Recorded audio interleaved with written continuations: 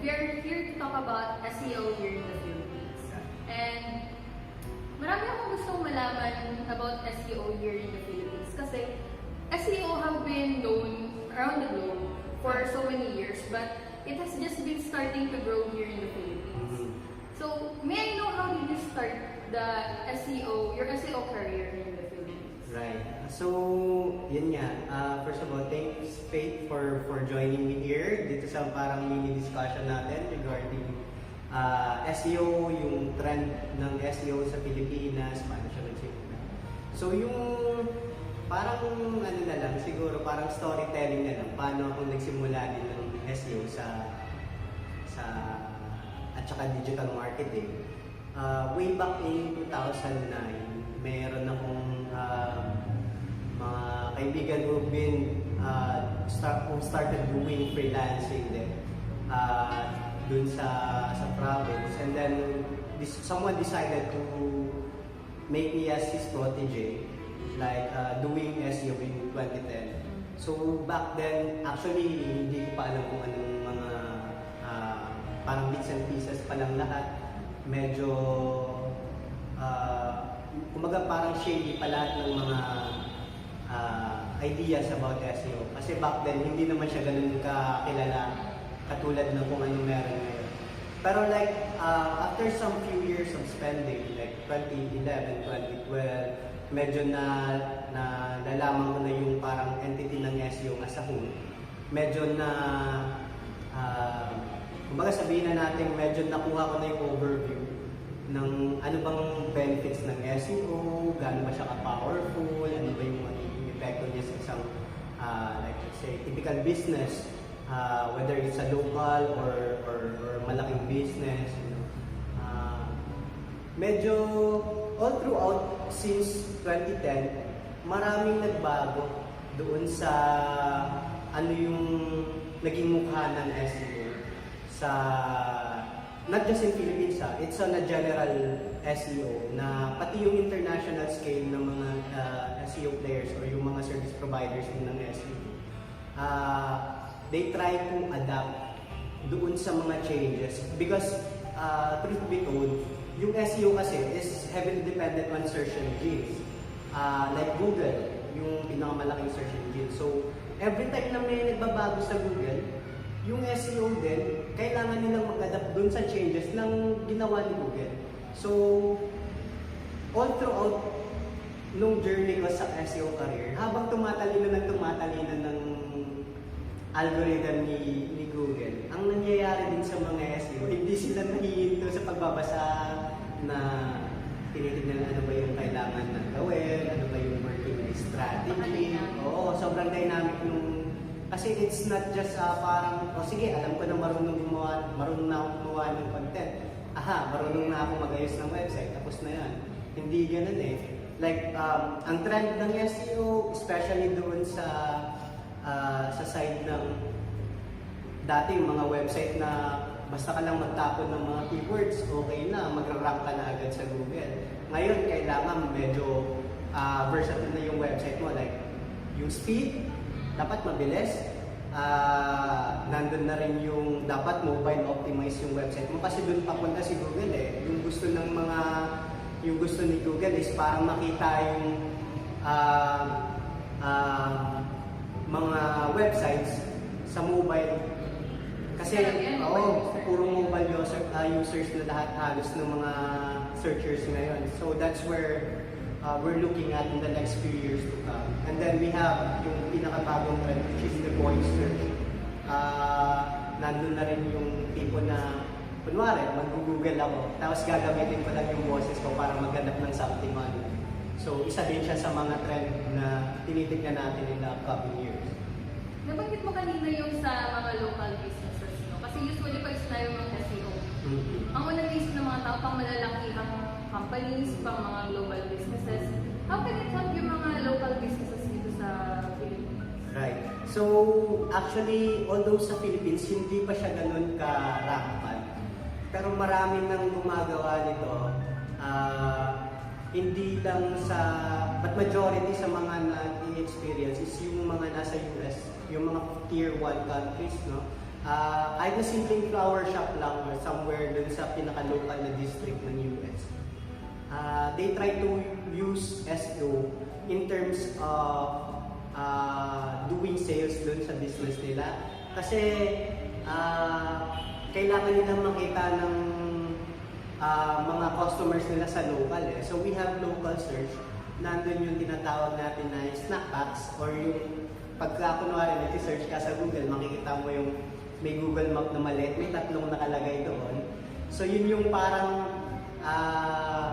isa sa mga kinakapitalize ng mga local business, which is pagka may nag-search doon sa local area nila, like for example, plumber in Metro Manila or gano'n, or plumber in Houston, gano'n. So mag-a-appear yung website nila doon sa local snack. At the same time, nandun din yung listing nila sa loob ng organic na results, which is yung top 1 to 10 na resulta ni Google. So, usually kasi diba, pag nakita ng mga tao sa snack box, yun yung usually na kiniklik nila. Tama. Kasi ang results na Google, sobrang dynamic na all throughout. No? Madalas, yung snack pa kasi, bago pumasok yung top 10 ng search result, nandun na siya sa taas, top 3. So, less scrolling. Pagka ikaw searcher, gusto mo hanapin agad yung gusto mong yung sinearch mo sa Google, ito yung typically, on the usual basis, ito yung parang unang lumalabas na results. So, doon nakabangko yung mga local businesses na makita sila sa local na snack box. Tsaka advantage din doon. Kasi sa local na SEO, hindi ka lang makikita sa snack box tsaka sa organic result. Pagka naganap din sa maps, nandun ka rin. Diba? So, yeah. So, may kita talaga na yung visibility mo online. Right. Tsaka, ano yun eh, parang nag-accumulate yun all throughout eh. Once na lumakas ka ng lumakas sa search result, kasi in the local, like for example, nagbibenta ka ng furniture. Pagka na-dominate mo yung niche mo or yung market mo, maaga ka nagsimula ng SEO, advantage yun sa'yo, business perspective, kasi mahihirapan ng yung competitors mo na pumasok doon sa niche kasi naparahan mo na yung local na ano. So, medyo ganun ang ganun ka-giving yung SEO, ganun ka-powerful yung SEO. Na kung sino man mauna nakakapitalize ng SEO at saka ongoing pa rin yung pag-optimize ng website na yon, ng business na yon, local business man yon or whether global na business, malaking epekto siya in terms of market share sa isang industry. Since yun nga nabanggit mo kanina, 2010 ka nag-start mag-digital marketing. So, ano mga siguro marami ka na rin talagang nahawakan ng ibang klase ng mga clients. Maaari mo ba masabi kung ano yung mga iba't ibang klase ng mga clients na nakakita when it comes to ano sa tingin nila yung SEO? Siguro makakategorize ko siya sa tatlo. In a sense, may mga clients na sa experience ko lang as a service provider nung nagsimula. May mga clients na bigla silang nagtanong kasi parang merong moment na nabasa ko malakas pala yung bigayan ng SEO in terms of lead generation. So gusto kong matutunan and then gusto ko i-try sa business ko. So yun, mga starters na. Meron din mga clients na meron na silang experience sa SEO, kaya lang hindi nila alam kung ano yung next step. Kumbaga, sige, nagawan ako ng website, and then na-optimize na daw yung website, hindi na namin alam kung ano yung susunod na mangyayari. So, parang nag-i-stagnate sila, in limbo na yung takbo ng traffic or yung website nila kasi wala silang parang na-lost sila kung ano yung mangyayari. Then, meron din yung mga nag-outsource talaga, which is typically yung mga agencies na medyo mataas na yung level ng consciousness when it comes to SEO. May alam na talaga sila sa mga nangyayari. Sometimes, nag-offload na lang sila ng task. Sige, ito kasi yung strategy namin. are you capable of doing this kind of parang grant work doon sa mga pieces ng strategy nila? Kaya nyo bang gawin yan para sa amin? So, ganong klase yung mga. And then, sa tatlong yon, pinakamarami talaga is yung nasa pangatlo, which is yung mga nag-outsource. Kasi nga, typically, in the US, medyo, yung cost of labor kasi medyo mataas. So, typically, kailangan nilang maghanap ng professionals na gagawa. Tsaka, yung pricing naman is something na meron pa rin silang parang margin din sa pricing na hindi naman sila masyado nabibigiltan dun sa load nila na clients. So, sa mga na-handle mo ng clients na Fervil, right. Meron ka bang na-experience na yung tipong meron silang idea of SEO, na may mga naplano sila, pero meron kang ibang nakikitang way na mas magandang gawin sa website nila? Paano mo ino-open sa kanila yun? Actually, maraming ganito. Like, mostly, ito, yung mga business owners na parang naka-experience sila na yung strategy na ginawa nila is working sa kanila during back then. Ang naging setback lang is yun nga, na-mention ko nga kanina, parang all throughout nung years, sa career, nagbabago si Google. So yung working sa kanila na yung strategy na yun, posibleng naging obsolete na ngayon. Which is merong panibago na naman na yung strategy na welcome, na kailangan i-welcome ng mga SEO. So, ina-advise ko sa kanila, professional advice like, hey, itong strategy na sinasabi mo, although mag-work man siya, hindi ganun kalakas yung push when it comes to results.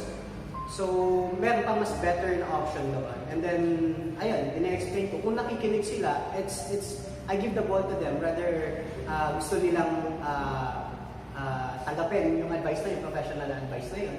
Or, hindi. Ito talaga yung gagawin namin. Usually, yung nag-i-stick dun sa strategy nila, typically, ito yung mga, na hindi ko masyadong, kumbaga, show off ko na lang. Kasi, in the sense, meron na kasi silang working na, na system sa kanila na gano'n. Salungat naman dun sa perspective na, like for example, ako, typical na service provider, ang ini-expect mo sa akin is to give you results. Pero, in a sense, gusto mo na gawin ko yung strategy na ikaw ang kumbaga yung blueprint, ikaw ang may gawa nun. Tapos, ako magme-mechanize, tapos gusto mo ng result sa akin. Parang, kumbaga execution na lang sa'yo. Sobrang yun. Parang ironic sa part ko naman na, like, gusto mo ng results, so here's what we need to do. Pero kung gusto mo ng results, pero yung gagawin natin is yung side na working na strategy. Hindi ko alam kung ano results ang gagawin mo dun eh. So, ayun, usually sinushow up ko na lang na corner side or nire-refer ko din sa ibang service provider na willing naman tumanggap ng project na. We have been in some conferences. Right. Napansin ko, you are into building networks. How can it help an SEO practitioner or an SEO when it comes to building networks? Right. So, yung mga nasa SEO industry kasi, medyo malit lang yung community na active doon sa SEO Philippines na community. Every time we do conferences, nagkakaroon kami ng time para makipag-mingle, nag-share kami ng mga strategies, nilalagay namin sa table. Kaya ano ba yung working sa'yo ngayon? Ano ba yung mga nakupold mo ng mga campaign? Anong klaseng niche yung nag-work? Ganitong klaseng strategy. So, lahat ng mga brainstorming namin nangyayari doon sa networking ng kahit after conference na networking, no? Like typical chit-chat outside na ng conference. No? So, and then, yun, that's how you build relationship with people. When you build relationship with people, it's a win-win situation eh. Like, you'll never know. Near future, ito si may website pala na nasa ganitong industry. Posible akong makipag-collaborate sa kanila in a sense kasi meron di ako na-handle na ganitong same industry ng client. Although, indirect na competitor sila, sa different market para parehas yung niche. And then, you know, you can do some collaboration on it. So, yun yung parang nakita kong advantage nung pag-network in a sense. Like, and then we also sometimes, we share, yun nga, referrals nga. For example, ito, may client ako na ganito ang gusto, kaso hindi ko magawa. Baka ikaw, willing mo na, no? I'd be happy to introduce you dun sa, ano. So that's, yun yung parang nakita kong wins when it comes to networking with people in the digital marketing industry. And then you also get to know, even outside SEO, you get to know concept outside. Like, it's not typical SEO lang kasi we have people who specialize in conversion rate optimization, in online reputation management. Ito yung mga pabagsak na ng mga website or mga politikong website na kailangan mag-cleansing ng mga. So, ito yung mga may specialization din. We also have the local SEO din, yung e-commerce SEO. So, iba't ibang klase yung specialization. We cannot be parang jack of all trades na SEO na, kaya ko gawin ito. Magsusulat ako, magkukode ako, magde-design ako. Typically, meron lang talagang isang thing that you're really good at when it comes to doing SEO. And then, yun, you share the knowledge. For me also, networking, especially dun sa mga bagong sumusubok sa SEO, like, magwa 1 year pa lang or 6 months doing SEO, I try to parang share din yung parang knowledge na nakuha ko all throughout dun sa career ko. Ano nga si Twin, more than 8 years na pala na sobrang bilis nga lang ng panahon eh. So yeah, yun ang advantage. So anong masasabi mo tungkol sa mga, yung more and more Filipinos are now becoming interested sa pagiging mga SEO practitioners or experts? Masasabi mo sa kanila kung paano sila mag-start sa career? So, hindi naman kailangan maging grandioso when it comes to starting. Ako, parang, I also started in humble beginnings. Like, I found someone who really taught me the basics nung ginagawa ko. Groundwork, hindi ko pa naiintindihan eh. Pero, doon nag-seed lahat. Doon nagsimula yung drive ko na gusto ko matuto more than what I am doing right now. So, continuous lang yung pagbabasa. Typically kasi pagka SEO, dapat you're willing to submit to changes. Yun nga, nakikibagay ka doon sa panahon na kung anong dinidikta ni Google. Like, let's say, ito, sabi ni Google is, we need to create high quality content. So, kailangan mo i-debunk. Kailangan mo i-chunk down yung details kung ano ba yung ibig sabihin ni Google ng high quality content. So, paano mo piniperceive yung high quality content? Ayun. So, in a sense, importante talaga magbasa when it comes to a beginner. And then you get to know more things by mingling with different people who are also doing the same thing. And then you know, trade secrets, you share experiences doon sa campaigns nyo. Then that's I think how you scale. When it comes to medyo different topic naman when it comes to how to acquire clients in a sense. Sometimes it takes time para mag-develop. Especially when it comes to, hey, I am a nobody, paano ba ako makakuha na? First off, I think marami namang job sites there where you can apply or you can even apply as an in-house personnel sa isang malaking agency or isang digital marketing agency, ganun, with the SEO position, and then that's how you learn. You know, kung gusto mo naman ng-freelancing, pwede ka pumunta ng mga job sites, you know, subukang mag-apply doon. Pero importante talaga, like for example, magsisimula ka, meron ka talagang website na to showcase, nakapag-deliver ako ng results from 0 to something. in terms of organic traffic na growth and ranking. So, yun yung mga typical na advice ko sa mga beginners. Balik tayo kanina sa napag-usapan natin about local SEO here in the Philippines. So usually kasi, sa mga traditional na businesses, yung mga brick and mortar businesses here in the Philippines, hindi sila ganun ka-open about digital marketing. Kasi di ba, yung mga clients nila or customers nila is pumapasok naman dun sa mga stores nila. Right. So how can you tell them if they can benefit from SEO or if they can really all benefit in digital marketing? So, unang-una, tinitignan ko muna whether SEO is a good fit doon sa business na yun. Like, there are some typical businesses which is mostly, netong mga businesses ito, or parang business to business yung approach.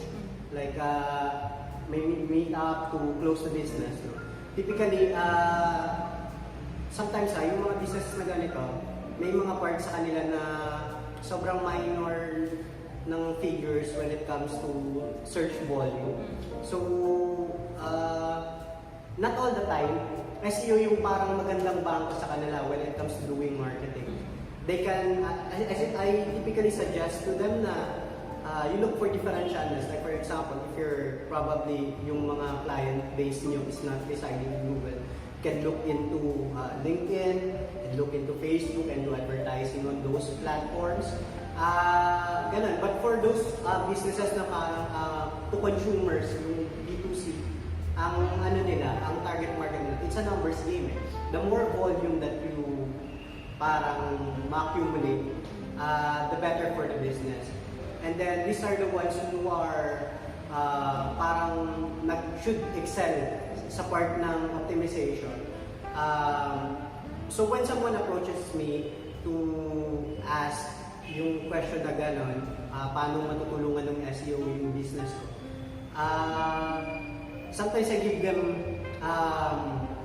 yung back na case studies, yung mga figures talaga ng competitors nila. Okay, this is the statistics ng competitors mo. Ito ginagawa nila. And these are the results that they are reaping right now.